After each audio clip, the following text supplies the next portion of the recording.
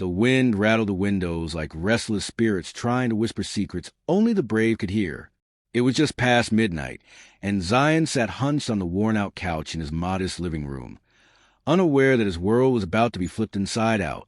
Outside, the shadows of betrayal were already crawling closer, and those he trusted most were preparing to strike. Zion was a man of many possessions, but everything in this house, every cracked tile, every faded photograph on the wall, was a piece of his soul. He had built it not with luxury, but with love. It was the only place he felt safe. But the person he let in, the one who shared his roof, his food, and his laughter, was now sharpening the knife behind his back. They say home is where the heart is. But what happens when someone tries to rip that heart out? It all started 6 months ago. Zion, a man of quiet resolve and firm morals, had offered a room to his cousin, Adil. Family was sacred to him. Adil was struggling, or at least that's what he said. Broke, jobless, and desperate. Zion took him in without hesitation, believing it was what any decent man would do. But Adil didn't come alone. He brought with him an air of discomfort, a subtle tension that draped over the household like a fog. Zion ignored the signs, the late-night phone calls, the whispers behind closed doors, the occasional smirk that didn't quite match the conversation. Zion believed in giving chances, in letting people redeem themselves. But Adil wasn't looking for redemption. He was looking for opportunity. At first, it was small. Adil began acting like he owned the place. He'd move Zion's things without asking, invite strangers over without notice. He even started dropping hints about better ways to use the house. Zion brushed it off until he noticed documents missing. One of them was the original property deed. Panic stirred in his chest. Zion confronted Adil, who laughed it off. "Why are you being so dramatic, Bai? It's probably just misplaced." But something was wrong, deeply wrong. The real storm began when Zion received a notice from the municipality. A complaint had been filed against him for unauthorized residence. A ridiculous claim, considering it was his own ancestral property. The paperwork was precise. Too precise. It had details only someone on the inside could know. That night, Zion couldn't sleep. He watched as Adil walked around the house on a phone call, whispering with a sinister glee. There was no longer any doubt. He was behind this. But what Zion didn't yet know was that Adil wasn't working alone. The next day, Zion went to the local property office to investigate the complaint. What he uncovered sent a chill down his spine. Someone had forged his signature. They were trying to transfer ownership of his own house away from him. And the witness on the form? A man named Kaleem. Zion froze. Kaleem was once a close friend. Someone who had vanished from his life after borrowing money and never returning it. That was 2 years ago. Zion hadn't heard from him since. Now he was back, and clearly he'd picked a side. As Zion walked back home, the sky seemed darker, heavier. He replayed every interaction, every subtle change, trying to stitch together the betrayal. They were building a plan behind his back. 2 men he had once trusted, and now they were trying to erase him from his own home. But they had underestimated the strength of the quiet man. Zion wasn't rich in money, but he was wealthy in truth. And truth, when cornered, bites back hard. That night, Zion dug into his memory. Old documents, receipts, messages, anything that could be used to prove ownership. He made copies, sent emails, called people. For the first time, he stopped being soft. The betrayal had lit a fire inside him, one that wouldn't burn out easily. But the more he tried to protect what was his, the more aggressive Adil became. He would drop hints in conversation like poison. "You should start thinking about moving out by this place doesn't suit you anymore." It was psychological warfare. Silent, cruel, but Zion wore his pain like armor. Then came the night it all snapped. Zion returned from work to find a locksmith at the front door. Adil stood beside him, arms crossed, smirking. "What is going on here?" Zion demanded. "Oh, nothing. Just getting the locks changed."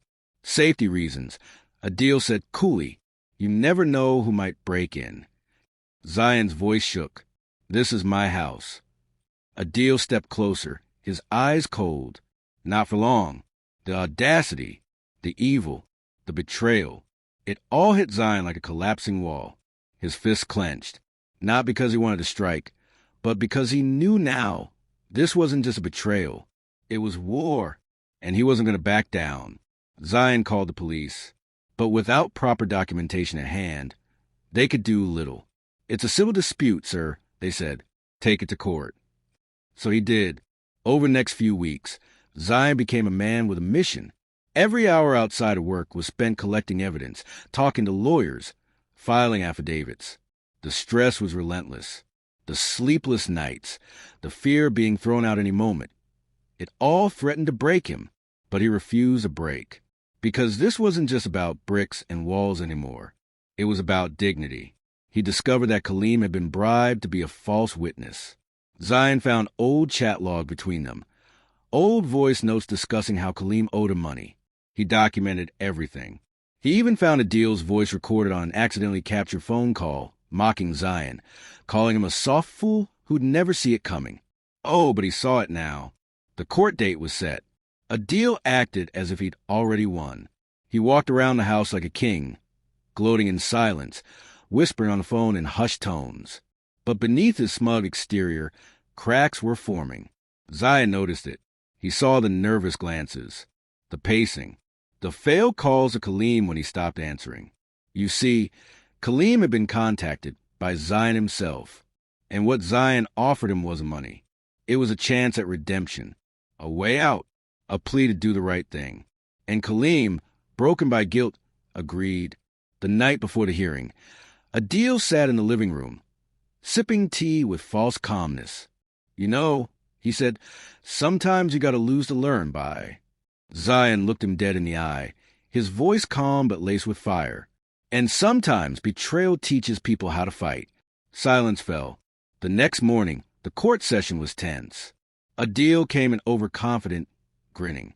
Kaleem arrived late, but when he walked in, he didn't sit beside Adil. He walked straight to Zion's side.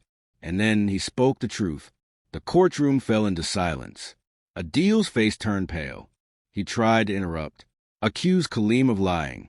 But the judge had seen enough. The forged signatures, the tampered documents, the audio recordings. It all unraveled like a noose tightening around Adil's schemes. The ruling came swift and sharp. Zion's ownership was reaffirmed. Adil was ordered to vacate the house within 3 days. Charges of fraud were being considered. But the biggest blow?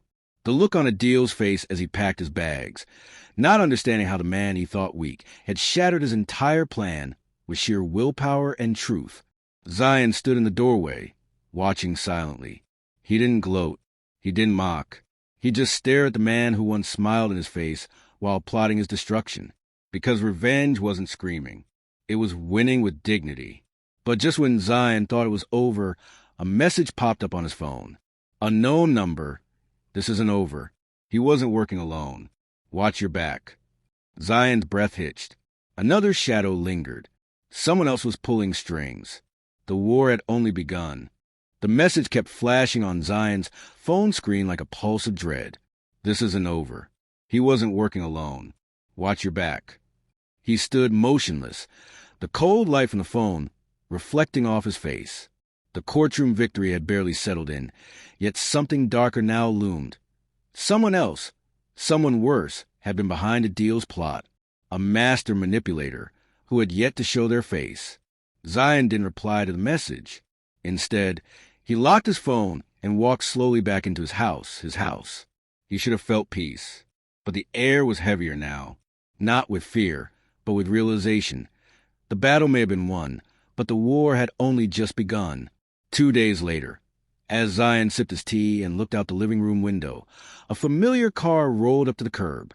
The door creaked open, and from its stepped someone he hadn't seen in nearly a decade, Shanaz Baji, his late father's elder cousin, a woman who once held the strings of influence over the family, like a queen with a deck of pawns. She hadn't attended his father's funeral, hadn't sent a message, and yet here she was, her eyes scanning the house with a glint of possession. She walked in uninvited, her voice syrupy but condescending. "Zion, Beta, I heard about the drama with Adil. Such shameful behavior. But, I always thought you weren't strong enough to manage this house. Zion stayed quiet, watching her every move. Then came the twist of the knife. I've spoken to some people, she said, sitting down like it was her home. This house, it was never supposed to be yours alone. Your father promised it would be shared with the family, especially since he owed me some money. Zion's fingers curled around the cup. What are you saying, Baji? She leaned in, her voice dropping to a chilling whisper.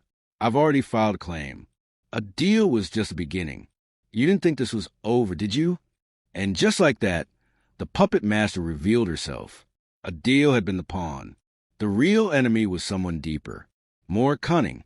And now, she was coming for everything. Shanaz Baji didn't need to forge signatures. She knew people in high places, retired officers, lawyers who owed her favors, clerks who'd bend rules for the right whisper. And she knew how to twist history. She began spreading lies, that Zion's father had verbally promised her half the house, that she had helped build it financially. Old relatives began resurfacing, echoing her claims, some out of fear, others out of greed. Zion's world began to shrink again. He had just survived a storm and was now facing a hurricane. The legal notices came, allegations of hidden debts, verbal agreements, and false ownership transfers. She even brought forward a man who claimed to be a witness to the promise made by Zion's father. It was a psychological siege. Not a single brick of the house had moved, yet every night Zion felt like he was being pushed out inch by inch. But this time he was prepared. He dug deeper. He visited old neighbors, people who had known his father for decades. One of them, an 82-year-old man named Hafiz' uncle, remembered everything. She's lying, Hafiz said with a firm nod. Your father told me himself before he died. This house belongs to my son. No one else touches it. With his help, Zion recorded a powerful statement. He also found an old register from his father's business dealings, a handwritten book with notes and records of money lent and borrowed. It had a section, Shanaz, loan cleared, final payment 2004. That was his gold. But truth alone wasn't enough when the other side was skilled in twisting it. So Zion changed his approach. He didn't just collect facts. He exposed motives. He traced back how Shanaz had once kicked her own niece out of family property using a similar story. How she manipulated people into giving up land and then sold it quietly. He reached out to that niece, Salma. She now lived in another city but agreed to help. She ruined my life, Salma said over a video call. I lost everything. But if you're fighting her, I'll stand with you. With Salma's testimony, Hafiz's statement, the business ledger, and the audio evidence from Adil's earlier betrayal, Zai began building not just a defense, but a mirror, one that would force the court to see who was really behind all of this. Meanwhile, the house grew colder, not from weather, but from tension. People began circling. One day, a group of men came and took photographs of the property. Another day, someone banged on the gate at 2 a.m., then disappeared. Zion knew it was intimidation, psychological warfare. And then came the day his electricity was cut off. Zion confronted the power company, who said a complaint was filed about illegal usage. It was Shanaz again, trying to isolate him from comfort. But Zion refused to leave. He bought emergency lights, a generator. Every candle he lit was a message, I'm not leaving. And every hardship only strengthened his resolve. The new court date was set. Shanaz came dressed in tradition, playing the victim. Her voice was sweet, calculated, tearful. But Zion had seen through her long ago. One by one, he laid out the facts, the timeline, the documents, the witnesses, and finally, Salma's statement. It hit like a thunderclap. The judge watched. The crowd whispered. Shanaz's mask began to crack. And then Zion dropped the final blow. A video, taken from the security camera, Adil had forgotten to disable. In it, Adil is seen speaking to Shanaz weeks before the first complaint. Don't worry, Baji, he says. He's too nice to fight back. He'll just move out once it starts. The courtroom froze. There it was. The plot, the manipulation, the arrogance. The judge dismissed her claims, declared her attempts fraudulent. warned of perjury charges if she continued. Zion had not only defended his home, he had exposed a pattern, a web of deceit spun by someone who believed fear and manipulation could conquer honesty. But the fight had changed him. He was no longer just a quiet man with a kind heart. He had become a guardian of truth, of legacy, of dignity. That evening, as the sun set and the shadows lengthened across his living room floor, Zion sat down, not in fear but in peace, until he saw another envelope tucked under his gate. He walked over, opened it, and read the chilling words. This was never about the house. It's about destroying you. And I'm not the only one who wants that. No name, no signature. But Zion's hands didn't shake this time, because he had learned something powerful. When someone tries to take your home, your peace, your dignity, you don't run. You rise. The envelope still rested in Zion's trembling hand, the edges slightly torn, the words inside still echoing in his head like thunder in a tunnel. This was never about the house. It's about destroying you. And I'm not the only one who wants that. No signature, no name, just a threat. It wasn't fear that gripped Zion now. It was a realization that this wasn't just about property or inheritance anymore. It was personal. Someone or some people had made it their mission to ruin him, to push him so far that he would break. He looked around the house, his late father's old clock ticking on the wall, the photo frames filled with memories, the spot where his mother used to kneel in prayer. Every corner was sacred. And now, these people want to contaminate it with their greed and hate. But Zion wasn't going to let it happen. Not now. Not ever. The next few days were quiet. Too quiet. The legal cases had been dismissed. The lies had been exposed. Yet he could feel the tension tightening around him like a noose. His instincts told him that something was building. Something worse than before. He doubled down on security, installed cameras on all corners, changed the locks, even alerted local authorities. But no camera could detect betrayal when it came wrapped in a familiar face. One evening, as the sun dipped behind the horizon and cast long shadows across the house, the doorbell rang. It was a man in a black suit with a file in hand. "I'm here on behalf of Mr. Wasim Mirza," the man said. Zion frowned. The name sounded familiar. "He's your late father's old business partner," the man continued. "He's claiming part ownership of the property." Zion's stomach turned. Wasim Mirza, the man his father once called a brother, had been in business with him 20 years ago. They had a falling out. Wasim had disappeared. And now he was back, with claims, with documents. Another war had begun. Zion took the file, browsed through the pages, and realized the man wasn't bluffing. He had come armed, with contracts, old records, and what looked like a notarized partnership deed. It was clever, not illegal, not blatant, but enough to plant doubt, enough to make people start talking again. He could hear the whispers, already. Maybe Zion's father did owe him. What if the house was built with joint money? These things happen. You never know the full truth. But Zion did know. His father had told him everything. He remembered the long conversations at night, the advice, the regrets, the warnings. And he remembered clearly what his father once said. "I built this house alone, with my sweat and my pain. No one gets to steal it after I'm gone. Promise me, son, don't let them rewrite my story." So Zion made a decision. This time, he wasn't going to just defend. He was going to attack. He reopened every file, every document, hired a forensic analyst to check the validity of Wasim's papers. And what they found was damning. One of the signatures in the alleged deed was copied from a different document. It was forged. He went deeper. Found out Wasim had filed similar claims in the past. Once in Karachi, another time in Multan. Both had been withdrawn, quietly when challenged. Wasim was a professional manipulator, a silent looter of legacies. Zion gathered the evidence. Went to court again.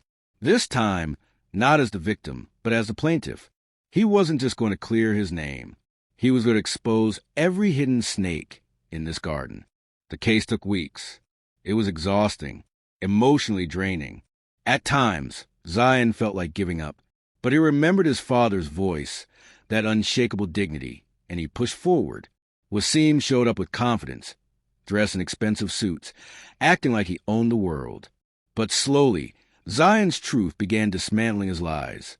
One by one, the witnesses testified. The forgery expert spoke. The judge listened. And then Wasim slipped.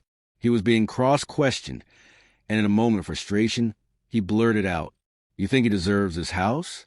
He didn't earn it. He was just a spoiled son with a silver spoon. That house should have been mine 20 years ago." Silence. Even the judge raised an eyebrow. The truth had fallen out of Wasim's own mouth. Not legal, not financial, but emotional. This wasn't about debt. It was about bitterness. About a grudge that had grown claws. The judge ruled in Zion's favor. Again, and warned Wasim of criminal charges if he filed another false claim. The courtroom cleared. But outside, as Zion stood under the pale sunlight, he saw Shanaz again, standing across the street, watching, not with hate, but with a bitter smile. And standing next to her was another cousin, one who had once lived in Zion's house, one who had always resented being asked to move out, one who now stood as the next challenger. That's when Zion understood. This wasn't a story of a person trying to kick him out. It was a chain. One person using another, each taking their turn to try and chip away at him. First Adil, then Shanaz, then Wasim, and now yet another cousin. But something inside Zion had changed forever. He walked back into the house, looked around, and felt a calm he hadn't in years. Let them come, he thought. Let them bring their papers, their lies, their greed. Because this house wasn't just cement and bricks. It was made of memories, of prayers whispered at dawn, of laughter and struggle, of his father's sacrifices, of his mother's love, of sleepless nights and victorious mornings. They couldn't take that. They could file cases, spread rumors, forge signatures. But they couldn't steal the truth. And they couldn't break the man who had already been forged in the fire of betrayal and come out stronger. So, when the next notice came, Zion didn't flinch. He smiled, because he had already won, not in courtrooms, but in his soul. He had proven that dignity cannot be inherited. It must be protected. That homes aren't stolen through lies. They're defended by love. And that when the world tries to kick you out, maybe it's because they know they can't stand the strength of what you've built inside. So if someone's trying to take what's yours, if they're plotting in shadows, whispering behind curtains, working with others to destroy you, don't break. Don't run, because every lie eventually collapses under the weight of truth, and every storm, no matter how cruel, runs out of rain. Zion stood by his window, looking out at the street where shadows once threatened him. Now they feared him, and he whispered to himself, "This house will never fall, because I didn't just protect it, I became it.